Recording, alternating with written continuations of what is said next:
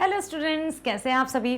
मैं Lali Verma Magnet Brains Hindi medium में आप सभी का स्वागत करती हूं। साथ ही साथ ये आशा भी करती हूं कि आप सभी स्वस्थ होंगे, खुश होंगे, प्रसन्नचित होंगे। प्यारे विद्यार्थियों, आपको बता दूं मैं कि मैग्नेट ब्रेन्स एक ऐसा प्लेटफॉर्म है जहां पर आप सभी को कक्षा 7वीं से 12वीं तक की online school education 100% free provide की जाती है, जहां पर किसी भी तरह का पेड सब्सक्रिप्शन नहीं लिया जाता। तो आपको करना क्या है, आपको ध्यानपूर्वक वीडियोस देखना है। हर एक विषय के वीडियोस हैं अवेलेबल हिंदी मीडियम में। हिंदी है, इंग्लिश है, ठीक है, गणित है, विज्ञान है, सामाजिक विज्ञान है, सब कुछ मिलेगा आपको हिंदी मीडियम में। तो आप वीडियोस देखिए, लाइक कीजिए, सब्सक्राइब कीजिए और अधिक से अधिक शेयर कीजिए, ताकि आप सभी के जो फ्रेंड्स हैं, जूनियर्स हैं, सीनियर्स हैं, वे सब भी ऑनलाइन बेस्ट एजुकेशन का लाभ उठा सकें। चलिए तो चलते हैं इस वीडियो की तरफ। हमने अपनी पाठ्य पुस्तक किसलय के 13 पाठ पूरे कर दिए हैं और आज मैं लेकर आई हूं आपकी ही पाठ्य पुस्तक का पाठ 14। नाम है हिमशुक। भाई हिमशुक क्या है? बिल्कुल, शीर्षक का नाम लेते ही एक प्रश्न जरूर हमारे मस्तिष्क में उठ रहा होगा। उन सभी जो भी आपके मन में प्रश्न उठ रहा है, उन सभी प्रश्नों का उत्तर मिलेगा आपको, लेकिन आपको बने रहना है मेरे साथ अंत तक, ताकि किसी भी तरह का डाउट आपके मन में ना रहे। चलो तो शुरू करते हैं। आ जाओ मेरे साथ, ध्यानपूर्वक बहुत अच्छे से सुनो। बहुत मजेदार पाठ हम पढ़ने जा रहे हैं। तो बच्चों, जल्दी जल्दी से अपने छोटे भाई बहनों को भी अपने पास बुलाओ, लिंक शेयर करो ताकि सब सुन सकें। एक और बात मैं बताऊं बेटा, कि जब हम ये जो पहला वीडियो देखते हैं ना, ध्यान से पाठ की कहानी हो, पाठ का सार हो या कविता की व्याख्या हो, उसको यदि हम ध्यान से सुन लेंगे और समझ लेंगे, तो फिर आगे आने वाले जो वीडियोस रहते हैं, जैसे प्रश्न उत्तर वाला हुआ, एमसीक्यूज वाला हुआ, उसमें हम बहुत अच्छे से भागीदारी दे सकते हैं। अब मैं एमसीक्यूज में क्या करती हूँ, जल्दी जल्दी बताओ, जल्दी जल्दी बताओ, आपको पहले प्रश्न का उत्तर कौन सा होगा। अरे भाई, जब आपने पहला वीडियो ही नहीं देखा होगा तो उत्तर कैसे बताओगे। तो पहला वीडियो बहुत आवश्यक रहता है, अनिवार्य रूप से आपको देखना है। अब चलते हैं हम कहानी पर। एक बार ये देखो, ये देखो आप, क्या क्या दिखाई दे रहा है बच्चों, आपको दिखाई दे रहा है ना। एक वृक्ष है, ठीक है, और क्या है, और है एक तोता। एक तोता बैठा हुआ है, बहुत प्यारा सा, बहुत प्यारा सा एक तोता भी बैठा है उस पे। और इधर ये कोटर में कौन छिपा है? कोटर में जो छुपा है वही है कहानी का हीरो। ऐसा है क्या? सब कुछ जानेंगे आप। तो अब हम चलते हैं बहुत ही प्यारी सी कहानी की तरफ। तो सुनो ध्यान से, क्योंकि बीच बीच में मैं आपसे पूछूंगी प्रश्नों के उत्तर। जो ध्यान से सुनेगा वो कमेंट सेक्शन में अपने उत्तर लिख देगा। जो ध्यान से नहीं सुनेगा वो कहेगा अरे यार मुझे नहीं पता, मैंने नहीं सुना। भाई अब मैं बता दूं आपको कि किसी भी काम को ना करने के 100 सैकड़ों बहाने हैं, लेकिन किसी काम को करने का सिर्फ और सिर्फ एक कारण है। क्या कारण है? हमें काम करना है और वो भी समय पर पूरा करना है। दैट्स इट, ठीक है। बहुत समय पहले अवध में एक राजा राज्य करता था। कब की बात है? बहुत समय पहले अवध में एक राजा राज्य करता था। उसके 3 लड़के थे। तो राजा था और उसके लड़के कितने थे बेटा? 3 लड़के, ठीक है, 3 लड़के थे। दिख रहा है सबको? 3 लड़के थे। क्या तीनों सही थे? हाँ, तीनों बहुत पढ़े लिखे, बुद्धिमान और गुणी थे। ये तो बहुत बड़ी बात है, क्योंकि अक्सर ऐसा होता है। कैसा होता है कि यदि 2 भाई बहन है, 3 भाई बहन है, 2 में तो फिर भी दोनों तो फिर भी एक से हो जाते हैं, लेकिन 3 या 4 भाई बहन है तो कोई एक ना एक थोड़ा सा दूसरों से कम होता है या एक बहुत ज्यादा होता है। ऐसा भी हो सकता है, मतलब वाइस वर्सा हो सकता है। लेकिन जो राजा थे, जो अवध में राज्य करते थे, उनके 3 लड़के थे और तीनों बहुत बुद्धिमान थे, गुणी थे, पढ़े लिखे थे। वाह। एक दिन, आप सुनो, अब राजा ने सोचा कि भाई मेरे जो राजकुमार हैं वो तो तीनों पढ़े लिखे हैं, बुद्धिमान हैं और गुणी हैं, क्यों ना इनकी परीक्षा ले ली जाए। तो राजा साहब ने उन तीनों को बुलाया। एक दिन राजा ने अपने तीनों राजकुमारों को परीक्षा लेने के लिए बुलाया। अब बताओ, क्या परीक्षा के नाम से आपको डर लगता है? लगता है? तो क्या राजकुमारों को भी डर लगा होगा? देखते हैं भाई। अब राजकुमार तो पढ़े लिखे थे, बुद्धिमान थे, गुणी थे, क्या उनको भी परीक्षा के नाम से डर लगा होगा? वह जानना चाहता था कि किसी दोषी को सजा देने के मामले में उन तीनों के क्या विचार हैं। वो ये जानना चाहता था कि जो तीनों पढ़े लिखे हैं, बुद्धिमान हैं, गुणी हैं, यदि किसी दोषी को सजा देनी हो तो उन तीनों के विचार तो जाने कि उनकी क्या राय है। क्योंकि राजा ये जानते थे कि जब मेरे बाद तो सिंहासन इन्हीं में से कोई ना कोई संभालेगा, तो क्या वो राजकाज को संभालने के लायक हो जाएंगे, क्या उनकी बुद्धि कैसी है, बस ये सब परखना चाहते थे राजा। वे जानना चाहते थे कि किसी दोषी को सजा देने के मामले में उन तीनों के क्या विचार हैं। मान लो उसने कहा, अगर मैं अपने जीवन और सम्मान की रक्षा की जिम्मेदारी किसी को सौंप दूं और वह विश्वघाती निकले तो उसे क्या सजा देनी चाहिए। राजा ने कहा कि अगर मैं अपने जीवन, ठीक है, राजा ने पुत्रों से पूछा है, बेटा अगर मैं अपने जीवन और सम्मान की जिम्मेदारी, ठीक है, सम्मान की रक्षा की जिम्मेदारी किसी को सौंप दूं और यदि वो विश्वासघाती निकला तो मैं क्या करूं, क्या करना चाहिए मुझे। राजा ने अपने तीनों पढ़े लिखे, बुद्धिमान और गुणी बच्चों के सामने प्रश्न रखा कि यदि मैं अपने जीवन और सम्मान की जिम्मेदारी, मतलब मैं अपने पूरे संपूर्ण जीवन की जिम्मेदारी, सम्मान की रक्षा की जिम्मेदारी यदि किसी को सौंप दूं, मैंने किसी पर भरोसा कर लिया पूरी तरह से, लेकिन वो विश्वासघाती निकले तो कैसा सुलूक करना चाहिए उसके साथ, मैं कैसा व्यवहार करूं, बताओ आप लोग। ये राजा ने कहा अपने राजकुमारों से। तो अब मैं पूछ रही हूं आप लोगों से कि बताइए, राजा ने जो प्रश्न किया अपने राजकुमारों से, तो राजकुमार उसका किस तरह से हल बताने वाले हैं, क्या बताएंगे वो, कैसा क्या बताने वाले हैं, बताओ क्या लगता है आपको। अब तीनों में से पहले बोले बड़े राजकुमार। बड़े लड़के ने कहा, ऐसे आदमी की गर्दन फौरन धड़ से अलग कर देनी चाहिए। ओ, जो बड़ा बेटा था उसका जवाब क्या था बेटा, ऐसे विश्वासघाती व्यक्ति की गर्दन फौरन धड़ से अलग कर देनी चाहिए। क्या दूसरे और तीसरे का भी जवाब यही होगा? आइए देखते हैं। दूसरे लड़के ने क्या कहा, मेरा भी यही विचार है, ऐसे आदमी को मृत्यु दंड ही मिलना चाहिए, उसके साथ किसी तरह की दया नहीं दिखानी चाहिए। कह दिया भाई, मतलब पहले और दूसरे, मतलब बड़े और मंझले बेटे ने, राजा के जो राजकुमार थे उन्होंने कहा कि उस विश्वासघाती व्यक्ति के साथ, मतलब उसको मार देना चाहिए, मृत्यु दंड देना चाहिए। अब तीसरा बेटा जो था चुप बैठा रहा, चुप था। तो राजा ने पूछा, क्या बात है बेटे। राजा ने उससे पूछा, तुम कुछ नहीं बोले, तुम्हारा विचार क्या है, क्योंकि उन्होंने तो एक कॉमन प्रश्न किया था तीनों से, जो कि तीनों पढ़े लिखे, बुद्धिमान और गुणी थे।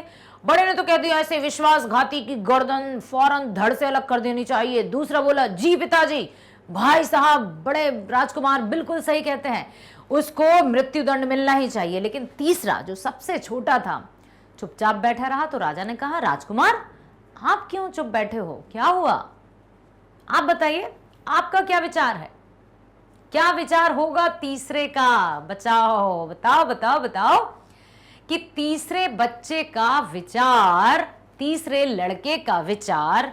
क्योंकि पहले ने क्या कहा, पहले राजकुमार ने क्या कहा, फौरन मार देना चाहिए। ठीक है, मार देना चाहिए। और दूसरे ने क्या कहा?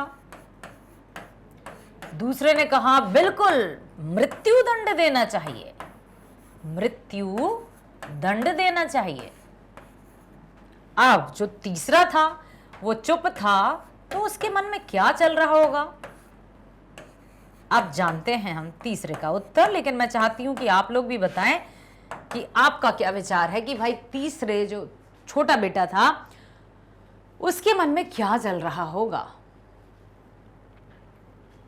महाराज छोटे राजकुमार ने कहा, यह सच है कि ऐसे कसूर की सजा मौत के सिवा और कुछ नहीं हो सकती। जब हम किसी की बात से असहमत हो ना, जब हम किसी की बात से अग्री नहीं करते ना, तब भी हमें अपने विचारों को सकारात्मक रूप में ही प्रस्तुत करना चाहिए। तो उसने ये नहीं कहा कि मैं इन सब की बातों से बिल्कुल सहमत नहीं हूं, इन्होंने गलत कहा, ऐसा कुछ नहीं कहा। क्या कहा? कि यह सच है कि ऐसे कसूर की सजा मौत ही होनी चाहिए और इसके सिवा कुछ नहीं हो सकती, लेकिन सजा देने से पहले यह बात साफ साफ और पूरी तरह से साबित हो जानी चाहिए कि वह सचमुच ही दोषी है। कभी कभी निर्दोष बेचारे सजा भुगतते हैं और जो दोषी रहते हैं वो मजे लूटते हैं।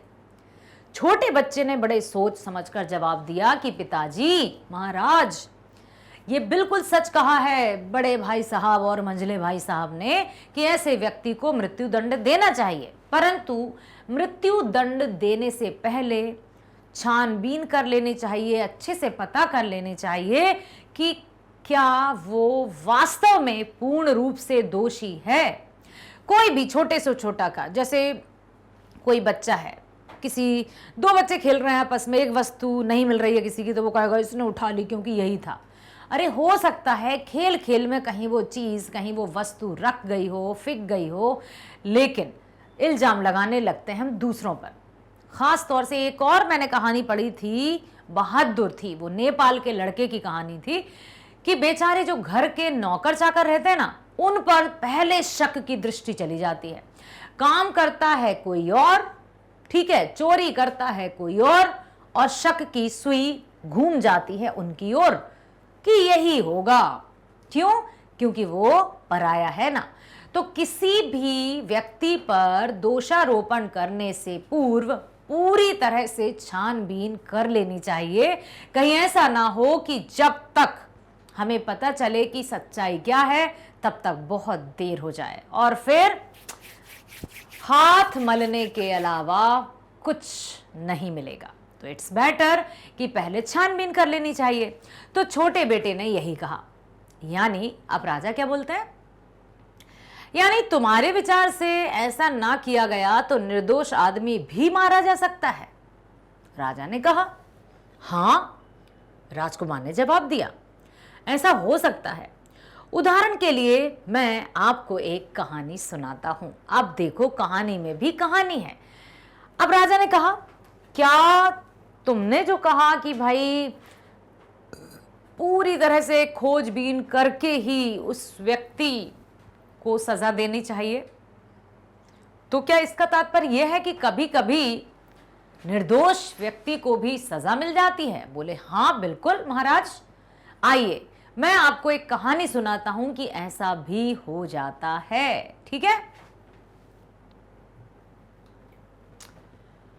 ऐसा कहकर राजकुमार कहानी सुनाते हैं। आप कहानी में कहानी है तो आपको बहुत ध्यान से सुनना है। विदर्भ देश के राजा के पास एक अनोखा तोता था। कौन से देश के राजा के पास? विदर्भ देश के राजा के पास एक अनोखा तोता था। अब भाई तोते के साथ अनोखा शब्द जुड़ा है तो तोते में जरूर कोई खास बात होगी। उस तोते का नाम था हिमशुक। ठीक है, तोते का क्या नाम था? हिमशुक। शुक सुना है? श्री सुखदेव जी बोले कि हे राजा परीक्षित, कथन सुना है क्या ये? चलो मैं भी बता दूंगी आपको। तो उस तोते का नाम क्या था? हिमशुक। वह महल में पालतू पक्षी की तरह रहता था। हिमशुक बड़ा चतुर था, बहुत प्यारा भी था। वह कई भाषाओं में बात कर सकता था, और वैसे भी तोता जो रहते हैं वो तो मनुष्य की भाषा सीख ही जाते हैं। तो वो जो तोता था वो बहुत चतुर भी था और कई भाषाओं में बात भी कर सकता था। गजब! हम यदि अपनी बात करें, इंसानों की बात करें, तो 1 या 2 भाषा या 3 भाषा मुश्किल से, लेकिन ऐसा नहीं है कि जो पहली भाषा हमारी होगी उसी की तरह से हमारी दूसरी और तीसरी भाषा भी मजबूत होगी। नहीं, जो हमारी मातृभाषा रहती उसमें तो हम अपने आप को ठीक ठाक मानते हैं, वो भी ठीक ठाक, लेकिन जो हम सीखते हैं उसमें हमसे कई त्रुटियां हो जाती हैं। अब यहां पर तोते को कई भाषाओं का ज्ञान था। तो वो कई भाषाओं में बात कर सकता था। बुद्धिमान इतना था कि अक्सर राजा भी महत्वपूर्ण मामलों में उसकी राय लिया करता था। अरे भाई, तोते को तो अभी तक हमने रट्टू कहा है। कोई भी व्यक्ति, कोई भी बच्चा यदि एज इट इज पढ़कर बोलता, कहता अरे भाई रट्टू तोता मत बनो, क्योंकि तोते को क्या माना? रटने वाला सिर्फ। अब तोता बुद्धिमान भी है। तोता अपने विचारों से, अपने विचारों के मंथन से सलाह भी देता है। देखो जरा, तो इतना बुद्धिमान था कि राजा अक्सर उससे महत्वपूर्ण मामलों में राय लिया करता था। हिमशुक पिंजरे में नहीं रहता था। हिमशुक कभी भी पिंजरे में नहीं रहा। वह अपनी इच्छा के अनुसार आजादी से घूमता रहता था। एक दिन सवेरे वह महल से उड़कर जंगल की ओर निकल गया। अब एक दिन की बात है, क्योंकि वो पिंजरे में तो रहता नहीं था, घूमता फिरता रहता था, आजाद था बिल्कुल, बहुत अच्छे से। तो एक दिन वो घूमते घूमते उड़ते उड़ते जंगल की ओर निकल गया। वहां संयोग से उसकी भेंट अपने पिता से हो गई। वाह यार, चलो ये भी अच्छा है। वो गया राजमहल से थोड़ा दूर, उड़ते उड़ते चला गया जंगल की ओर, और किस्मत से उसकी जो भेंट है, मुलाकात है, किससे हो गई? उसके पापा से, उसके पिता से। तोते की मुलाकात हो गई, तोते की भेंट हो गई। ये बहुत खुशी की बात है कि एक बच्चा अपने पिता से मिलने गया या मिल गया। अब पिता, तुमसे मिलकर मैं कितना प्रसन्न हुआ हूं, उसके पिता ने कहा। तुम्हारी मां भी तुमसे मिलकर इतना ही प्रसन्न होगी। क्या तुम 2-4 दिन के लिए घर नहीं आ सकते? कैसा लग रहा है ना? जैसे कोई हॉस्टल में रहता हो, पढ़ने गया हो, दूर छात्रावास में रहता है, और कभी कभार वो अपने मम्मी पापा के घर आते हैं तो कहते हैं बेटा 2 दिन और रुक जाओ ना, अच्छा लगेगा, तुम्हारी माँ से भी मिल लो और 2-4 दिन ठहर जाओ ना यहाँ। तो तुम्हारी माँ मिल लेना। घर आने की तो मुझे भी बड़ी इच्छा थी, हिमशुक ने कहा, मगर इसके लिए मुझे राजा से अनुमति लेनी पड़ेगी। जब उसके पिता ने कहा कि 2-4 दिन और रुक जाओ, तो हिमशुक ने बिल्कुल सही जवाब दिया, जो उसकी नीति के अनुसार था, जो उसके न्याय के अनुसार था, कि देखिए घर आने की तो मुझे भी इच्छा है, लेकिन इतने दिन घर आने के लिए मुझे राजा की अनुमति लेनी होगी। महल वापस जाकर हिमशुक ने राजा से घर जाने की आज्ञा मांगी। फिर क्या हुआ? शुरू में तो राजा उसे जाने देने के लिए राजी नहीं हुआ। अच्छा, इतना हो गया कि हिमशुक लौट कर आया जंगल से और राजा से कहता है कि मुझे 2-4 दिन के लिए घर जाना है अपने माता पिता के पास, क्योंकि मेरी माता को मेरी याद आ रही है। तो राजा पहले तो उसको जाने नहीं दे रहे थे, है ना, नहीं जाने दे रहे थे, जाने देने के लिए राजी नहीं थे। वह हिमशुक को बहुत मानता था और अपने से अलग नहीं करना चाहता था, पर अंत में वो मान गए राजा। उसने हिमशुक को घर जाने की अनुमति दे ही दी। क्या था कि राजा की कमजोरी था हिमशुक, क्योंकि राजा हिमशुक से बहुत स्नेह करता था, वो कभी भी अपने से दूर नहीं रखना चाहता था। तुम घर जाकर अपने माँ बाप के साथ कुछ दिन बिता सकते हो, राजा ने हिमशुक से कहा, लेकिन जितनी जल्दी हो सके लौट आना। बहुत अच्छा महाराज, हिमशुक ने कहा, मैं 15 दिन बाद वापस आ जाऊंगा। इसके बाद हिमशुक अपने पिता के पास गया और वे दोनों साथ साथ उड़ते हुए घर की ओर रवाना हुए। इसका अर्थ क्या हुआ? पिताजी उसको लेने आए थे। हिमशुक कौन था? तोता। समझे आप? बहुत प्यारा सा तोता था, जो इतना प्यारा था कि वो जब राजा के पास रहता था ना, तो राजा को यही लगता था कि ये कभी मुझसे दूर ना जाए, बस मेरे पास ही रहे। राजा हमेशा यही सोचते थे कि हिमशुक को मैं कभी ना जाने दूंगा। ठीक, कोशिश है ये इस तरह से। तो अब वो बेचारा जैसे तैसे उसने अनुमति मांगी और राजा ने उसको आज्ञा दे दी। उसके पिता उसको लेने आए और दोनों जंगल की ओर फुर्र हो गए, उड़ने लगे। अब देखो, दोनों साथ साथ घर की ओर उड़ते गए और घर की ओर रवाना हो गए, हिमशुक और हिमशुक के पिता। इतने वर्ष बाद अपने प्यारे बेटे हिमशुक को देखकर उसकी मां बहुत खुश हुई। और मां जब अपने बच्चे से मिलती है, उसके लिए तो उसका बच्चा बिल्कुल छोटा सा ही रहता है, चाहे बच्चा स्वयं बाप क्यों ना बन गया हो। मां तो मां होती है, जननी होती है। तो जब उसने अपने प्यारे से बेटे को देखा तो मां प्रसन्न हो गई। एक पखवाड़ा क्या होता है?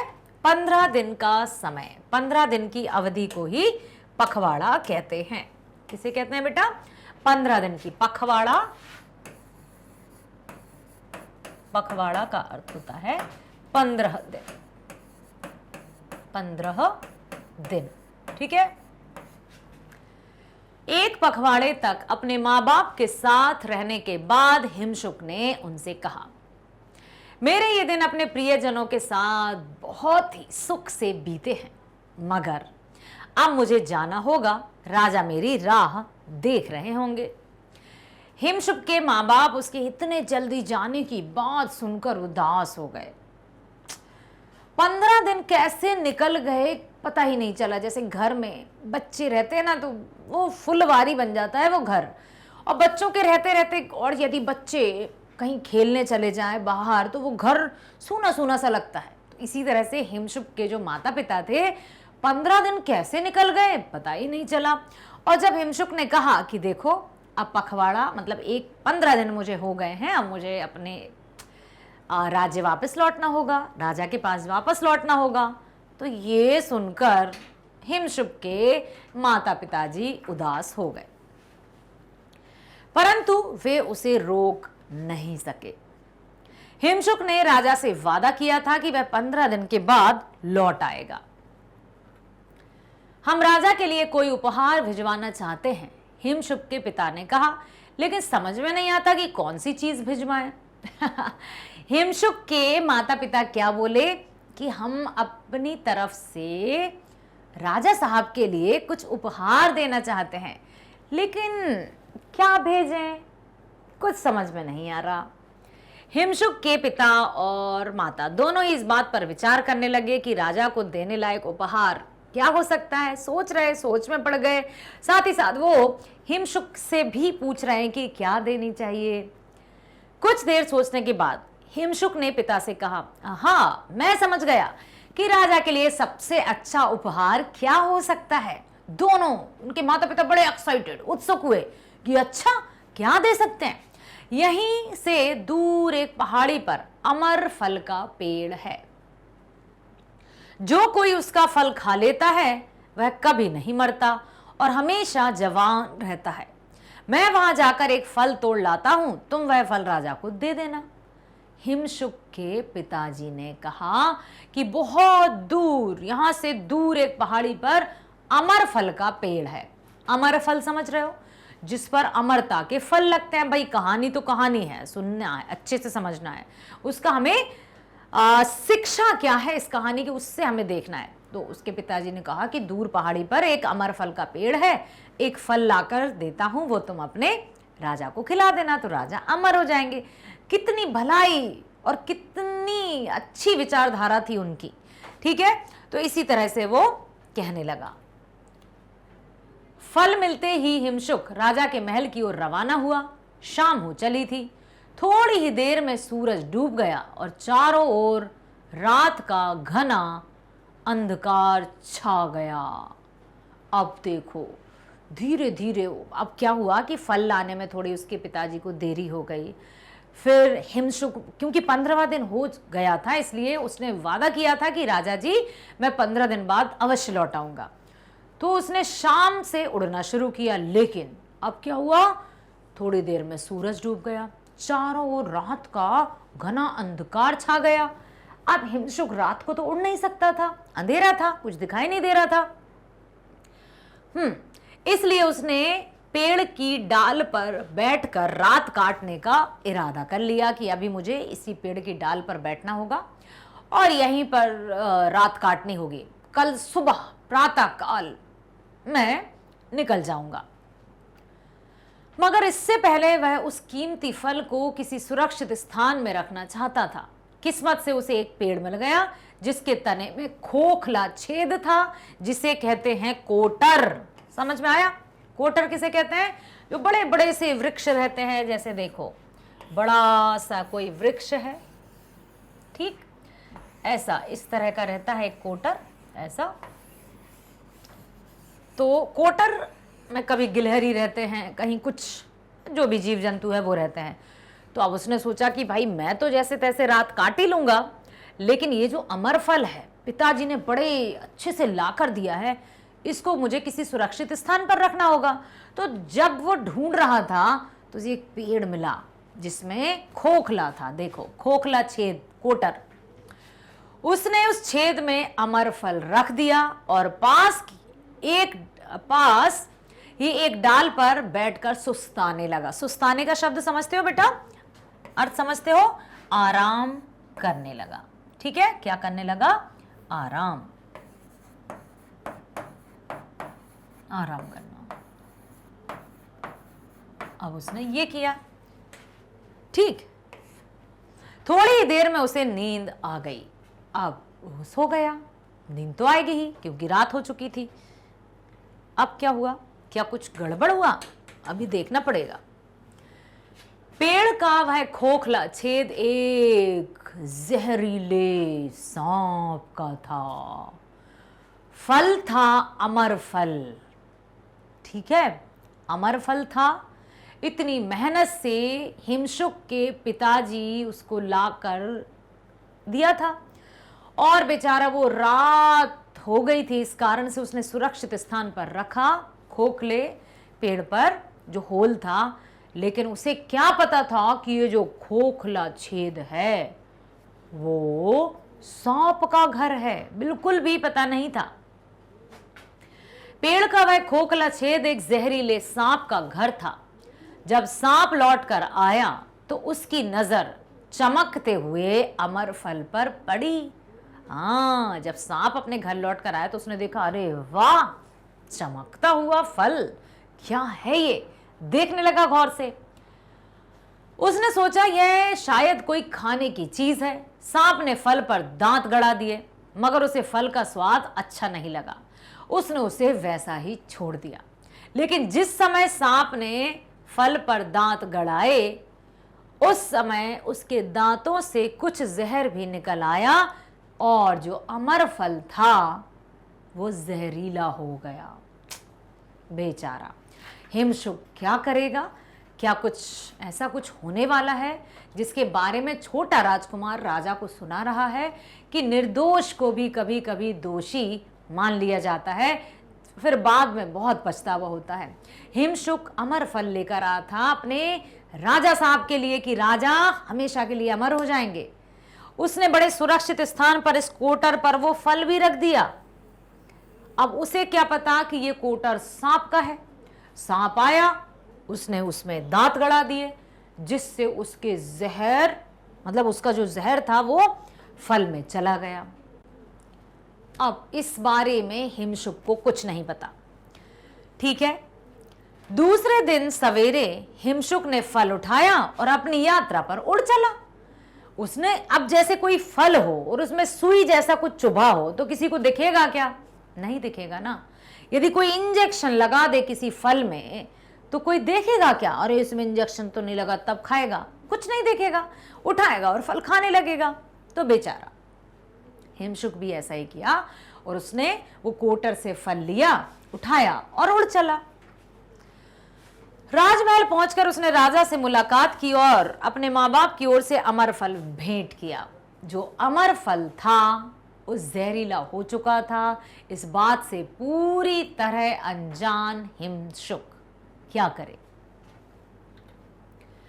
उस जादुई फल को पाकर राजा इतना खुश हुआ कि उसने फल खाने से पहले एक दरबार करने का निश्चय किया। दरबार में उसके मंत्री और राज परिवार के सभी सदस्य उपस्थित थे। राजा ने सबके सामने फल उठाया, पर जैसे ही खाने के लिए तैयार हुआ कि मुख्यमंत्री ने टोक दिया। चलो ये अच्छा हुआ, लेकिन बेचारे हिमशुक के लिए बुरा होने वाला है।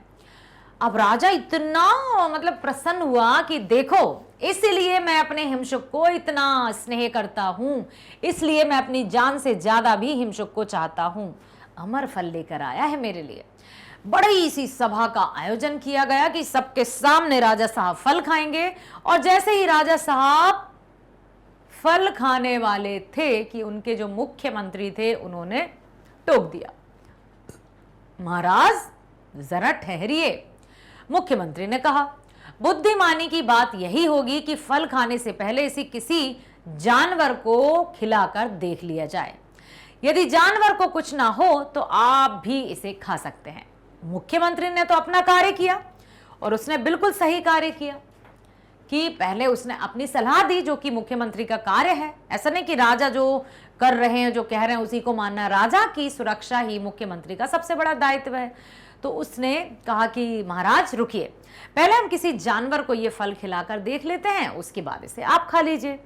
ठीक है, तो राजा साहब भी मान ही गए होंगे। सोचे समझे उसकी गर्दन उड़ा दी। ओ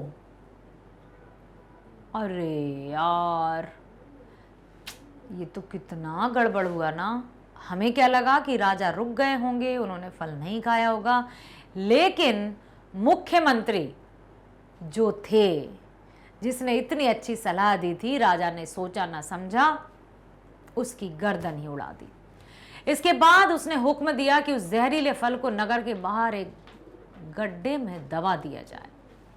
ये क्या हुआ?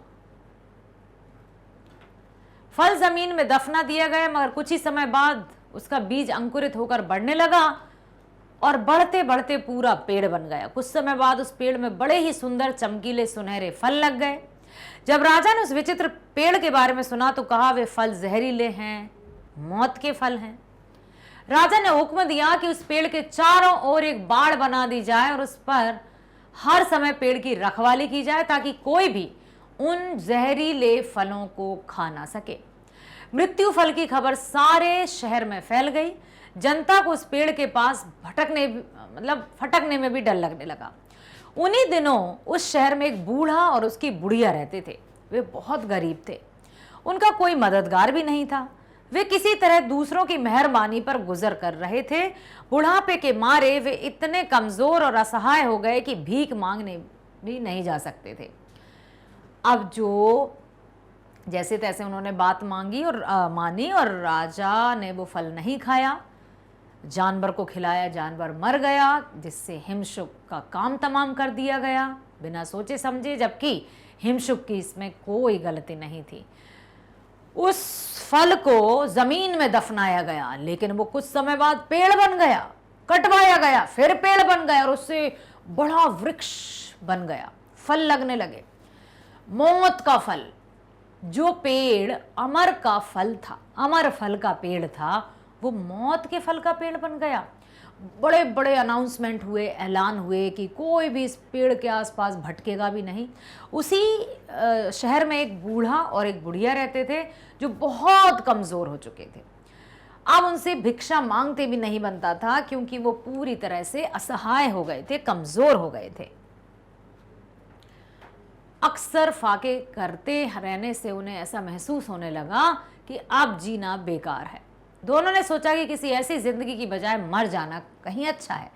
अब क्या करने लगे वो कि उन्होंने सोचा कि भाई अब हाथ पैर चल नहीं रहे हैं, शरीर कमज़ोर हो चुका है, भीख मांग नहीं सकते हैं, फाके पड़ रहे हैं, भूखा रहना पड़ रहा है, तो इससे अच्छा, तो इस जीवन से अच्छा है कि मृत्यु को प्राप्त हो जाए। एक रात बूढ़ा चुपके से पेड़ के पास गया और पहरेदार की नजर से बचाकर बाड़े के अंदर घुस गया जहां पर वो पेड़ लगा था। उसने पेड़ से 2 फल तोड़े और उन्हें लेकर सीधे घर पहुंचा। घर पहुंचकर उसने और उसकी बुढ़िया दोनों ने एक एक फल खा लिया, क्योंकि उन्हें तो मरना था। इसके बाद वे तुरंत मरने की आशा से बिस्तर में लेट गए कि अब तो हम मरने वाले हैं, जल्दी से बिस्तर में लेट जाओ। लेकिन अब आप बताओ क्या हुआ होगा? क्या वे मरे होंगे? देखो जरा। लेकिन दूसरे दिन सवेरे रोज की तरह उनकी आंखें फिर खुल गईं। अपने आप को जिंदा पाकर उन्हें बड़ा ताज्जुब हुआ, आश्चर्य हुआ। ताज्जुब हुआ मतलब आश्चर्य हुआ। इससे भी बड़ा ताज्जुब तो यह था कि वे दोनों जवान हो गए। ओ, इतने बुढ़े थे, इतने बुजुर्ग हो गए थे कि उनसे अब कुछ भी नहीं संभलता था, लेकिन फल खा के वे जवान हो गए। उनकी पहले की चुस्ती और ताकत भी लौट आई। राजा ने अनो की बात सुनी तो वह भी उन दोनों को देखने गया। उन्हें सचमुच ही जवान देखकर वह दंग रह गया कि ये कैसे हुआ। अब जाकर उसकी बात समझ में आई कि हिमशुक जो फल लाया था वह असली अमर फल था, पर उसे अपनी जल्दबाजी पर अपने प्यारे तोते को बेकसूर इस तरह मार देने पर बेहद अफसोस हुआ। इतना प्यारा तोता जो अपने राजा के लिए अपना सर्वस्व न्यौछावर करता था, जब राजा को यह महसूस हुआ तो राजा तो जैसे अपनी आंखों में आंसू भरकर विलाप करने लगे कि मेरा हिमशुक, मैंने तेरे साथ कितना बड़ा विश्वासघात कर दिया, मैंने तुझे मार दिया, तुझ पर शक किया मैंने। ठीक है, तो बहुत अफसोस होने लगा। इसीलिए अब राजकुमार ने क्या कहा, इसीलिए मैं कहता हूं, छोटे राजकुमार ने आगे कहा, किसी को सजा देने से पहले इस बात का पूरा पूरा पता लगा लेना जरूरी है कि वह सचमुच अपराधी है या नहीं। राजा अपने तीसरे लड़के की बातें सुनकर इतना प्रसन्न हुआ कि उसने उसे युवराज यानी अपना उत्तराधिकारी बना दिया। क्या बात है। तभी तो कहते हैं अधभर गगरी छलकत जाए। अधूरा ज्ञान खतरनाक होता है। अधूरी बात, तभी कानों सुनी हुई बात पर यकीन नहीं करना, कान के कच्चे मत होना। कान के कच्चे होना मतलब किसी की भी बात पर भरोसा कर लिया, किसी की भी बात पर भरोसा कर लिया, ये गलत है। जब तक हम किसी बात की तह तक ना पहुंचे तब तक किसी की भी बात पर भरोसा नहीं करना है, अपनी बुद्धि का इस्तेमाल करना होगा। अब हम चलते हैं शब्दार्थों की तरफ। फाका, उपवास, भूखा, विश्वासघाती, विश्वास को तोड़ने वाला, मृत्यु दंड, मौत की सजा, अनुमति, आज्ञा या स्वीकृति, पखवाड़ा, 15 दिनों का कालखंड, असहाय, लाचार, उत्तराधिकारी, किसी की मृत्यु के बाद उसकी संपत्ति पाने का अधिकार। उत्तराधिकारी मतलब जब वो नहीं रहे तो संपूर्ण जो भी उसकी धन दौलत संपत्ति है वो उसके नाम कर दी जाती है। वाह, सच में हिमशुक प्यारा सा तोता, ना केवल इतना सा मतलब नन्ही सी जान जो अपने राजा के लिए सब कुछ करने को तैयार था, लेकिन एक कभी कभी आंखों देखी बात भी गलत निकली, कानों सुनी बात भी गलत हो जाती है।